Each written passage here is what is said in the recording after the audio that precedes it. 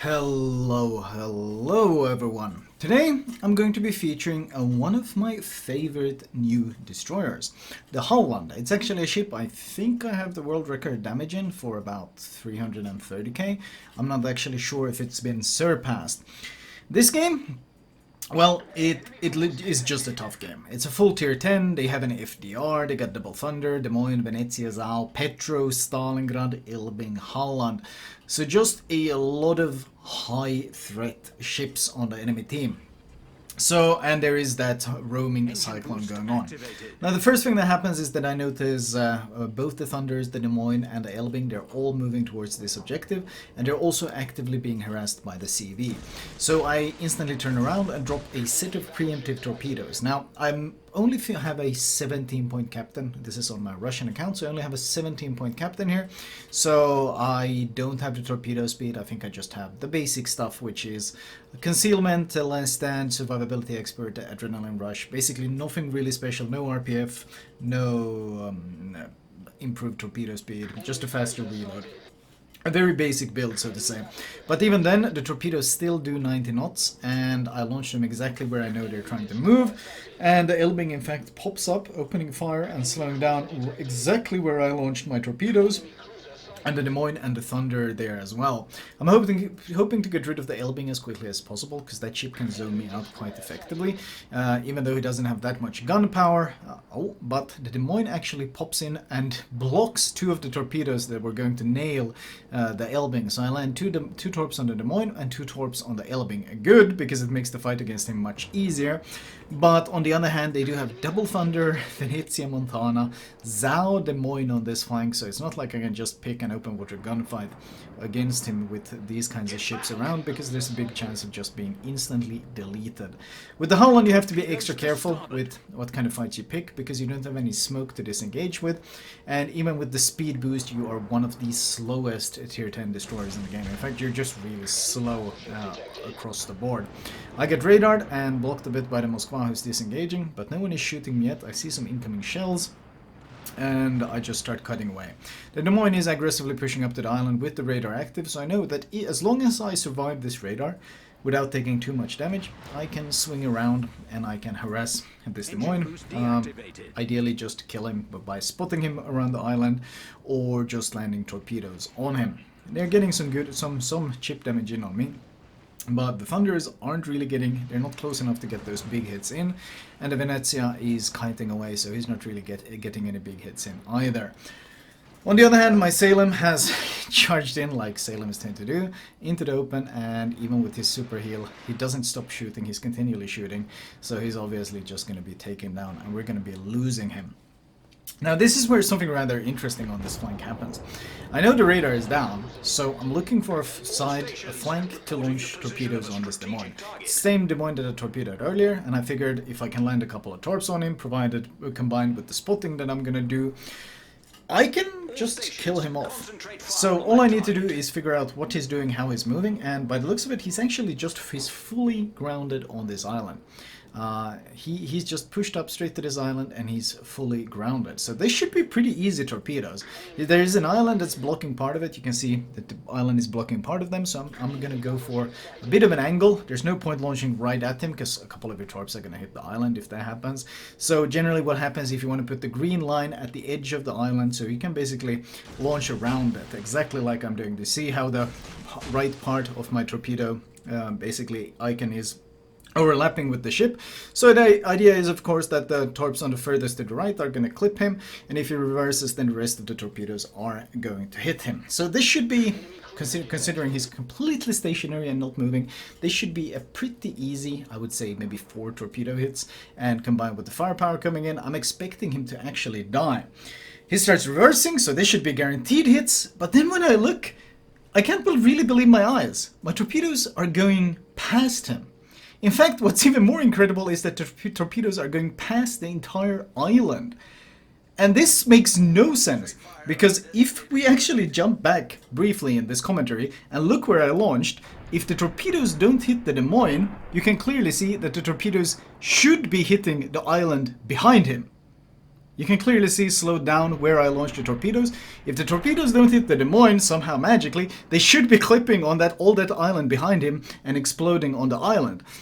But somehow the game, through some weird funky mechanics that make no sense whatsoever, if it's maybe some sort of auto-aim, maybe some sort of, I don't know what it is, somehow shifted the torpedoes, curved them all to the left, around the Des Moines and around the entire island and out into the open sea. I actually have a clip of it when we go back. We saw it happen on my stream and everyone was so confused.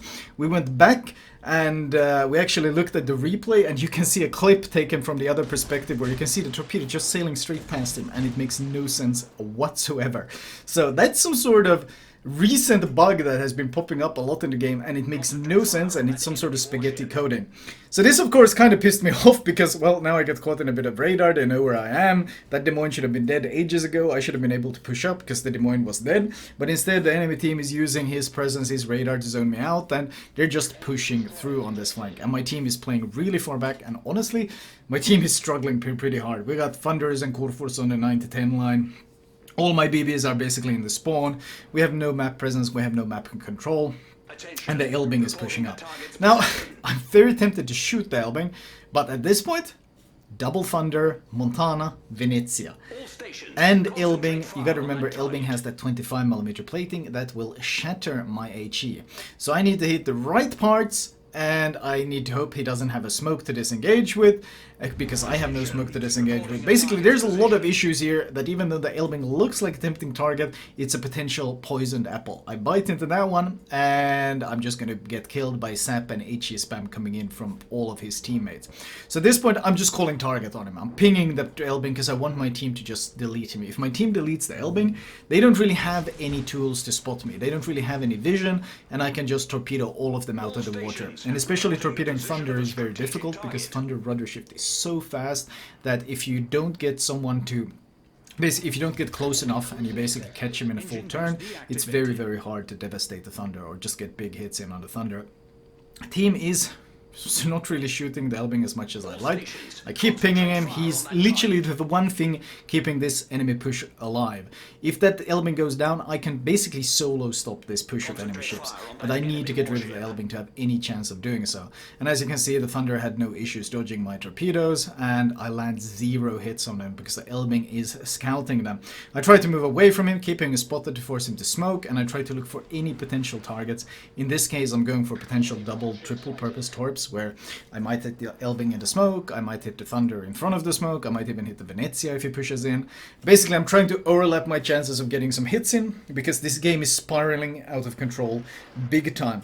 Our team is all sailing around in our spawn. We're down 0 caps to 2, 210 to 530 points. We're in some serious trouble. It looks like the Thunder is slowing down, so I gamble on that, so I go for some dual-purpose Torps.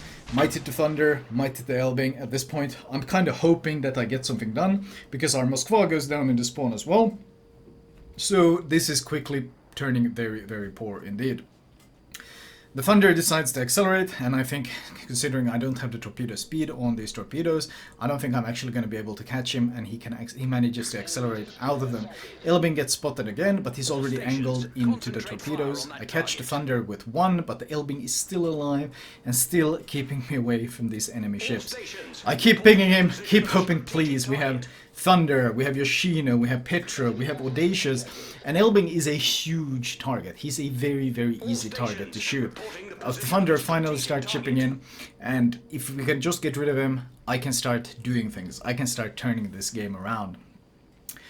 At this point, the Venezia is still crawling in the smoke somewhere behind him.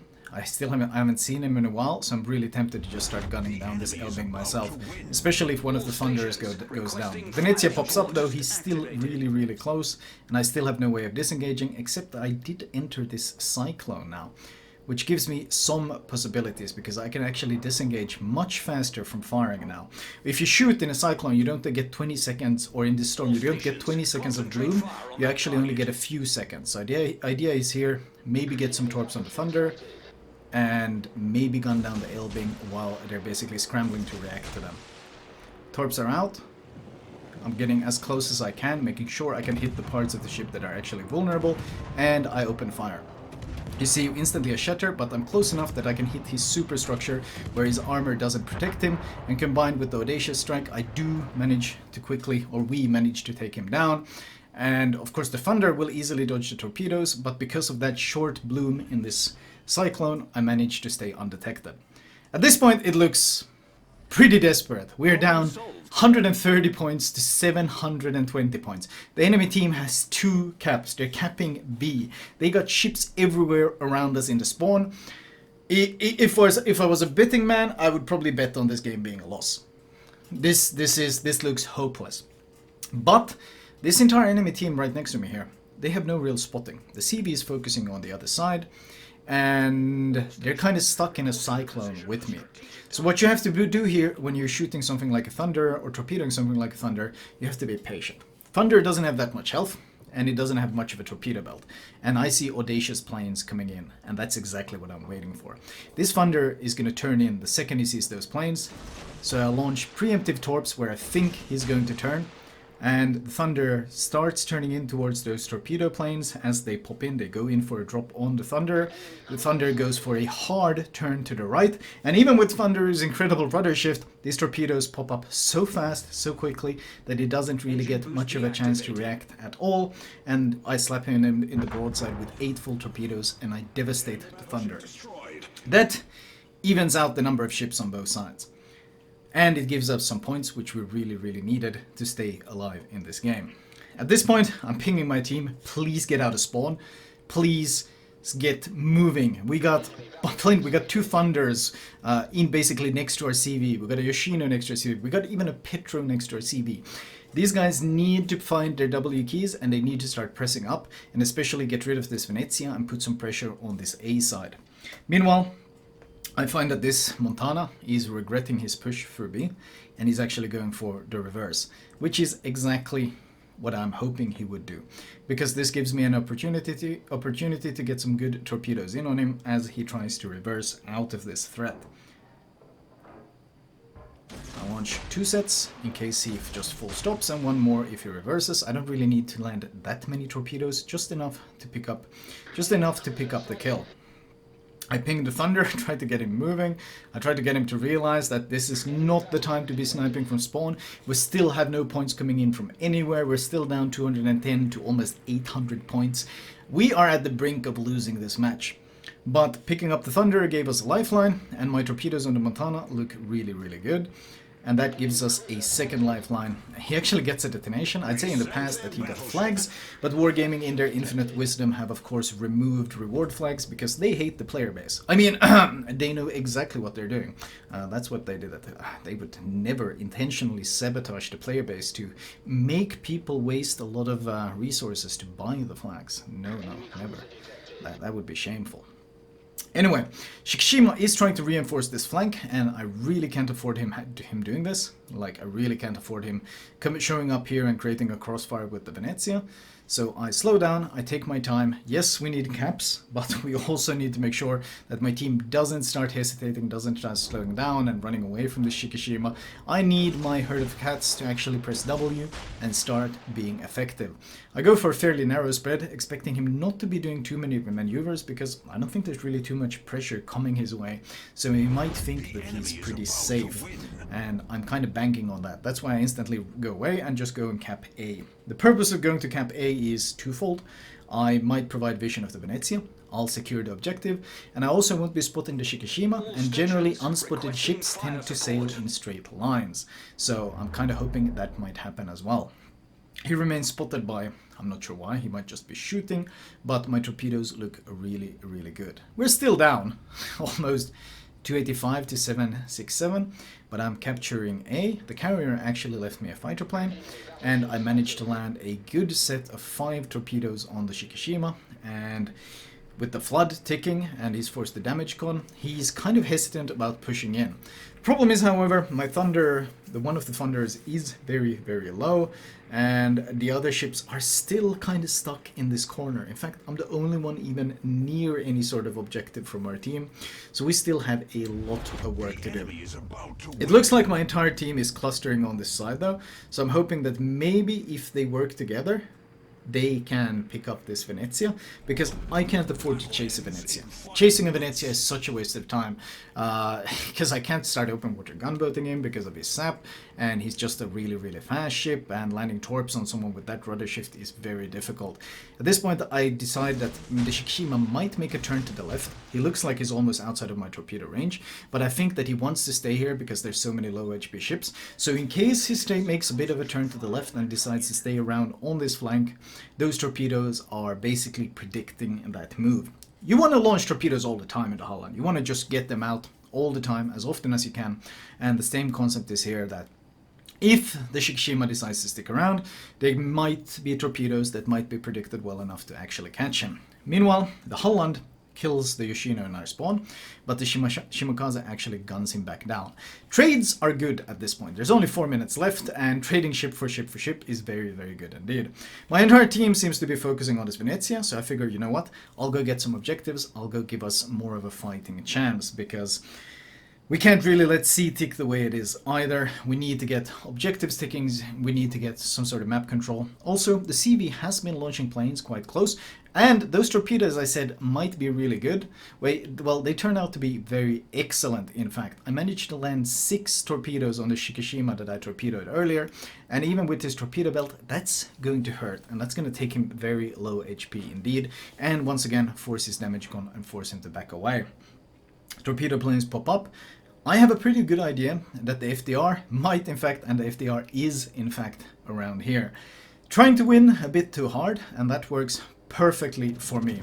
I use reinforced sector. I don't bother with defensive AA because the planes are still not really committing. They're kind of just going past me, and we are gonna go straight for this Roosevelt. My torpedoes are already up, so in case he tries to rush in case he tries to turn out, I think he might try to turn either way.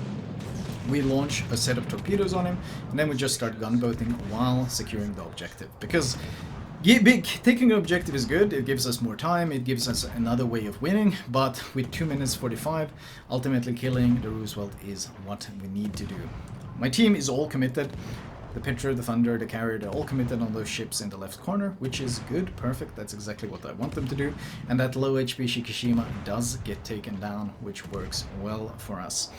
2 minutes 25, Roosevelt does go for a turn, which is kind of what I expected after I started shooting him, and in making that turn, he turns right in front of my torpedoes. Not really the best of spreads, but 4 torpedoes is still a lot of damage. He's got his super damage con running, of course. Carriers get a 1 minute damage con, which means that during that time he is completely immune to floods and fires, so I can't really get any sort of HE damage on him, but with this broadside I just switch to AP. I don't go for citadels, I slow down to make sure I get the cap, and I just go for that upper belt, trying to secure as many pens as possible on this guy. It looks like he's actually going to be able to dip around the corner.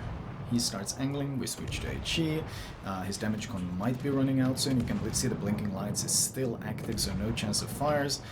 He does get in behind the island, but there's no way he's going to be able to take me down before I get that kill. So at this point, I'm full committed. 1 minute 30 seconds remaining. I'm full committed on picking up this Roosevelt kill, and hoping upon hope that with all the rest of my team, well, a Petro and a Thunder and an Audacious, all of them working together, they can pick up that Venezia who's just running away. Roosevelt gets vision of him around the corner, and somewhat amusingly I actually burn him to death. The only real fire that did any damage, the rest of them were just immune, or the first one I think is the damage con, and then after that he was just immune the rest of the time. Now though, we do have all the kills except the Venezia, which I cannot reach. I ping him to make sure everyone realizes this is the only enemy remaining. Despite being down basically, what, 170 to something like almost 800 points, this is still a winning chance, but my team still has a good chance to lose it, because it looks like my Petropavlovsky is actually shooting HE on the Venezia, even when he's giving a fair bit of a broadside at times, and this is a really, really bad idea, because Petro's specialty is obviously the AP. 20 seconds remaining, I'm rushing there as fast as I can. I'm not really sure what I can do besides desperation. I see some shells coming in. It looks like both of them are actually shooting HE on this Petro, which is kind of the worst case scenario considering Petro's amazing AP and Thunder's overmatch. But as long as maybe he's really low HP, I still don't have vision. And with 2 seconds remaining of the match, with 0.2 seconds remaining, they managed to pick up the Venezia kill with the 3 of them, and this game turns into a win. 33 torpedo hits, 2 caps, 24 planes shot down, 3 kills, Confederate, devastating, and high caliber. All the damage, well, all the damage things except, well, Kraken isn't really a damage thing, it's just a kill thing, so.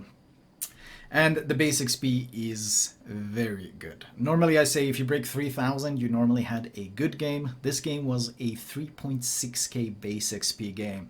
So despite being down so much, it actually turned around, and despite being trolled hard by the torpedoes, it was still turned around quite heavily, and ends up being quite a satisfying win. A bit of HE, a bit of AP shells shot, but mostly just a bunch of torpedoes. Having Jerzy Swirsky, the improved captain, would have helped a lot, but hey, even with a 17-point standard captain, Halland can be very strong. Thank you for watching. I hope you enjoyed it, and if you like the content, feel free to drop a sub. I'll talk to you guys later.